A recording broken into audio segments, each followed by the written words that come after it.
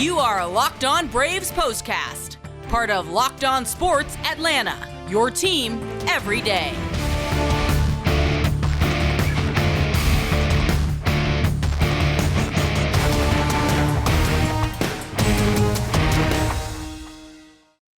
Hello and welcome into the Braves POSTCAST, part of the all-new Locked On Sports Atlanta. I'm Grant McAuley. He is Jake Mastroianni, and we are coming to you after the Braves and Brewers series opener at Truist Park, honoring the great Hank Aaron, the only two teams he ever played for in his big league career. But it was the latter of the two teams he played for that was able to claim that 6-3 win. Despite those beautiful throwbacks, the Braves came up on the wrong side of that score. We're going to tell you all about what happened in this game, go through the highlights, the lowlights, everything in between. Of course, get you set up for Game 2 on Saturday. Before I do, though, I want to let you know to go ahead and subscribe here to Locked On Sports Atlanta on YouTube. Make sure you click the bell, get those notifications whenever we drop a new episode, and be sure you subscribe to the Locked On Braves podcast. You'll get each and every one of these postcasts that we do, as well as all the episodes that Jake has for you all season long. So make sure you subscribe to Locked On Braves wherever you get your podcast. And Jake, it seemed like with what the Braves were able to do in their finale against the Mets, that maybe they were bringing some much-needed momentum home to Truist Park as they came home to put on these beautiful uniforms to honor one of the greatest players in any sport of any era of all time. And unfortunately, the offense was kind of MIA in this one. A couple of solo home runs were certainly nice, but it was the Brewers taking advantage of, I think, one troublesome inning for the Braves that kind of encapsulated the struggles in this game and ultimately led the Braves to this 6-3 defeat. Yeah, and it's what we've been talking about all season, right? It's the consistency, and it's one step forward, you think they got it, and then two steps back, and you have a performance like this. So disappointing to see, especially, like you said, Hank Aaron weekend, want to show out, got those fresh uniforms on, but was not to be on Friday.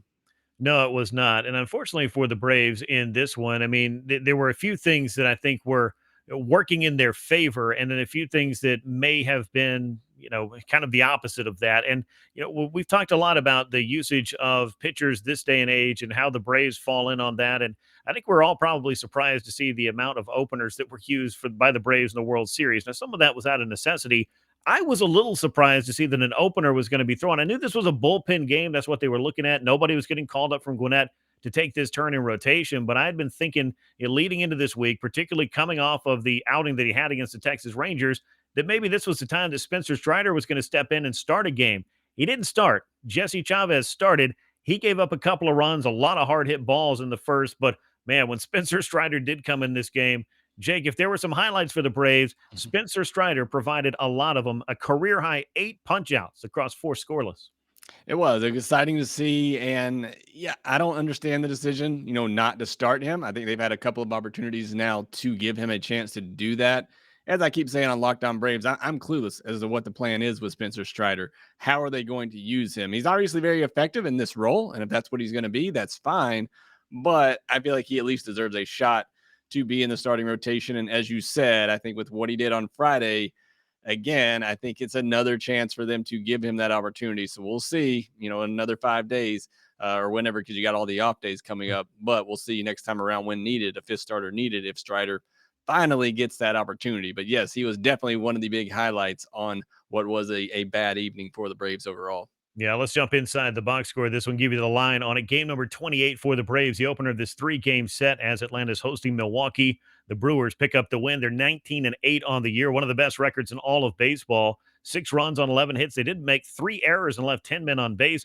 Braves dropped to 12-16 with the loss as they had just 3 runs on 3 hits, made a couple of errors, and left just 2 men on base. As I mentioned, a lean night for the offense. Couple of solo home runs that we'll get to in a moment were really the highlights for the Braves on the night for the Bats. Eric Lauer picks up the win. He's 3-0 on the year. Colin McHugh takes a loss in relief, though that inning, the 6th inning that he came into, got a little bit out of hand, but it was Tyler Matson who really had things go sideways on him with 3 walks in a third of an inning. That threw fuel on a fire as the ball didn't even get out of the infield until the final out of that inning, and the Brewers had scored 4 runs, so that was not a great night.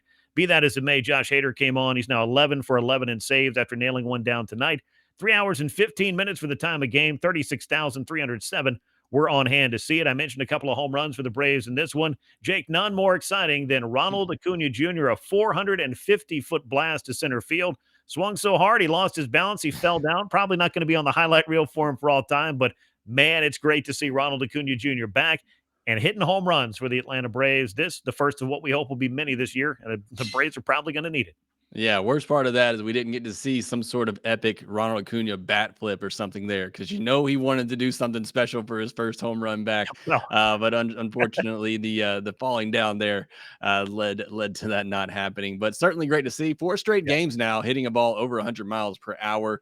Starting to see signs of him being able to time up pitches, get his timing down, and hit the ball hard like we're used to seeing. So certainly great signs for him. Hope to see more of that going forward.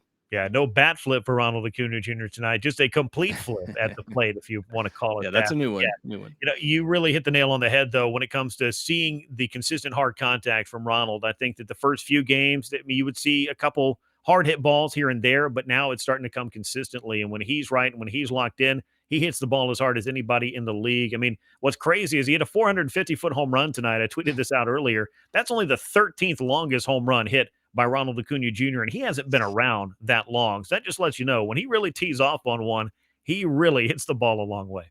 Yeah, the dead in baseballs, whatever you want to call it, they're not going to affect him. Once he gets going and he's getting a hold of these baseballs, certainly not going to hold him back at all in the slightest. So, yeah, and Kurt, the Braves need it. Look, Ronald's come back, and obviously he's not himself yet, but this offense still has not gotten going. Ronald's going to be a big part of that, and they're going to need him, and they're going to need him out there every day, in my opinion. Hopefully he's getting close to where that is the case. Yeah, I agree with that. And I do want to see him playing every day because I think that consistency and all these reps is going to allow him to get closer to being the Ronald Acuña Jr. we all know than a guy who's having to, take a couple of steps forward, then sit for a day and so on and so forth. This kind of 1 foot in, 1 foot out approach. I don't think he's going to really play if you want to get Ronald back up to full speed, if he's not already, as quickly as possible. We'll talk a little bit more about the appearance of Spencer Strider out of the bullpen and also get you set up for game 2 of this series in a moment. But, of course, Mother's Day is right around the corner. So this Mother's Day, give mom something she'll treasure forever with fine jewelry from BlueNile.com. Locked On Sports listeners get $50 off a $500 purchase. This podcast exclusive is good only through Mother's Day, so that's coming up on Sunday. Use the code Locked On. That's the code Locked On for $50 off your $500 purchase. Every order is insured, ships free, arrives in discreet packaging, won't give away what's inside. Shop stress-free and find your forever piece. Go to BlueNile.com today. That code, again, is Locked On. So Spencer Strider, we talked about for a moment about, when is he going to get this start? And I just kind of want to bring the conversation back to that because if you were looking for bright spots in this game, he provided it. And I do think that he is a guy that the next time this comes around, this should be the point where the Braves say, we've got to go with somebody. And this guy has been showing us pretty consistently at this point that he does deserve this spot. I'm curious if we'll see the opener attached to a Spencer Strider performance again, because what he did from jump, beginning in that second inning, that's the kind of thing that really could have set the tone a little bit better for the Braves pitching staff on this night. I just feel like the opener kind of backfired on him tonight, but a career-high 8 strikeouts across 4 innings. The fastball velocity was down a couple of ticks as he went into that 60 and beyond pitch count. Is that anything, Jake, that you feel like maybe the staying power of that velocity might be a reason why the Braves are saying, hey, let's try to sneak in a first inning from somebody else and manage to get through 5 with Spencer Strider and that opener? Because I think that could be part of the thinking, right? It could be, and I watched a lot of his minor league starts last year as well, and I noticed that the velocity, ticks down as he gets into that 4th and 5th inning. But when you start, if you're going to use an opener, no offense to Jesse Chavez, he's been great in what his role is. Use an opener that is more effective. That's somebody that's, you have more confidence in to get you through that first, maybe even second. Maybe a guy like Colin McHugh, maybe, a guy that can give you 1 or 2 innings and you feel pretty confident about him, and then go to Spencer Strider and see if he can get you 4 innings and get you into the back of that game. The whole thing with an opener or somebody like Strider, who maybe you think can't go deep in the game, is to just try to stretch that out so that you can get 6 or 7 innings with Strider and somebody else that gives you 1 or 2 innings. But why not just start him? The inning early game is so important. You saw it in tonight's game. Brewers jump out to that 2-0 lead just like that. If you start Strider and he gives you 4 innings, or you ride him until his velocity is down, maybe his effectiveness isn't quite there, the Braves have the bullpen to then you could go Colin McHugh in the 5th and 6th inning, and then you're set up for Smith, Minter, Jansen. So it's all just it's all just strategy preference to what the Braves want to do. I think we're at the point now where you got to start Strider. See, even maybe he only can give you 4 or 5 innings every time out, but if he gives you 4 or 5 innings like what we saw tonight, I think you'll take that, and I'd Yeah. rather have that coming out of the gate. No, I agree. And that's just kind of, when do you want that? Do you feel like, as a creature of habit, is he better starting the game and just coming out of the bullpen, walking out there, doing all of that, climbing up the mound and just being the guy that's there from jump? Or is it one of those things where the game gets going, he continues to get his work in, then he just comes in and starts pitching in the second inning? I don't know if that really factors into it. I don't know that we want to spend a lot of time on that on this night. But I will say this, to echo what you said: every fifth day, if you're getting 4 innings like this from Spencer Strider, you're going to figure out some strategy to make this thing work. So, again, a great appearance by him. Not as great for Tyler Matzek, though. As I mentioned, a rough time, a third of an inning. He retired just 1 batter.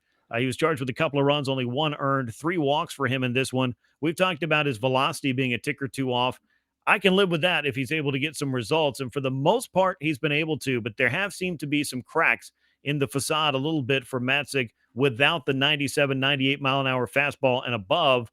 And tonight he could not throw strikes, and the Brewers just simply waited it out. And this just threw fuel on the fire for an inning in which Milwaukee wasn't hitting the ball all over the park. In fact, they were hardly getting it out of the infield in that frame. But the next thing you know, there are a bunch of walks, a throwing error, and things for the Braves unraveled, and 4 runs went up on the board, and Milwaukee went ahead for good.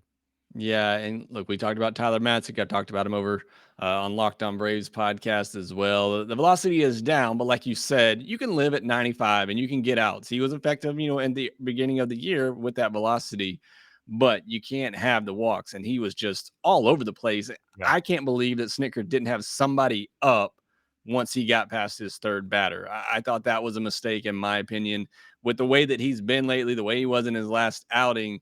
I thought he should have had somebody up ready to go once Matson got past his third batter there. He clearly just didn't have it, in my mind, in this game. Again, nothing hit hard, like you said, but just the walks, the all over the place, the erratic pitching that he has had and had, in the last couple of starts now, at least. It's just, it wasn't a great outing for him. He'll figure it out. I'm not worried about him long term, but certainly right now, and you can see the frustration on his face. He knows he's going through it at the moment. He'll figure it out, but not a great night for him. And unfortunately, that inning, cost the Braves. And another, like you mentioned, the play by Ozzie as well. Great job stopping that baseball. Mhm. I thought he actually had a better shot at first, if he had a shot at all, getting Yelich, who's not a fast runner.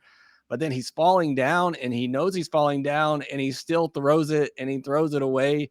He had a couple of misplays in New York as well that I thought cost him a game. And Ozzie's one of the best defensive players in all of baseball. Mhm. But it just shows you how bad things are going for the Braves right now. Riley made an error later in the game, just not going their way at the moment. And certainly that 6th inning, was cost them the game tonight. Yeah, I mean, that typified the bad luck for the Braves, or just the fact that the Brewers were living an enchanted life on this particular night. But those walks didn't help. I mean, the misplay was unfortunate and, added a couple of insurance runs. But by that point, and really for Matzek, and to your point, I mean, I don't know. You can't have somebody warming up every time Tyler Matzek comes in a game, just hoping that he doesn't walk the first couple or 3 batters that he faces. By the time you did warm somebody up and get to bring him in, he's already going to have faced a hitter or 2 more beyond that. So, you were hoping with McHugh and Matzek, you would get yourself through this inning. That simply didn't happen for the Braves on this night. One other offensive note that is a highlight would be the home run by Dansby Swanson, came in the 8th inning.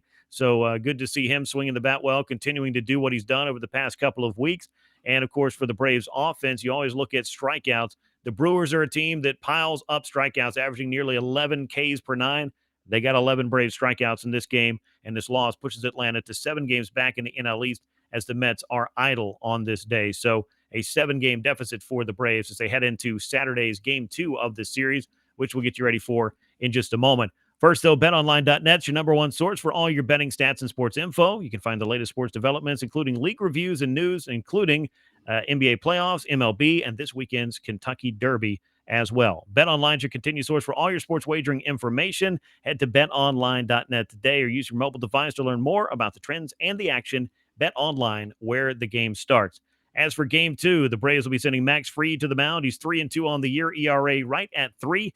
It'll be Corbin Burns on the mound for the Brewers, 1-1 with a sub-2 ERA, and one of the better pitchers you're going to find in the National League. So, Jake, I think the the goal for Max Fried is really be able to step up and match, if not better, Corbin Burns on this night to give the Braves offense a chance to hopefully scratch together enough offense to even up the series.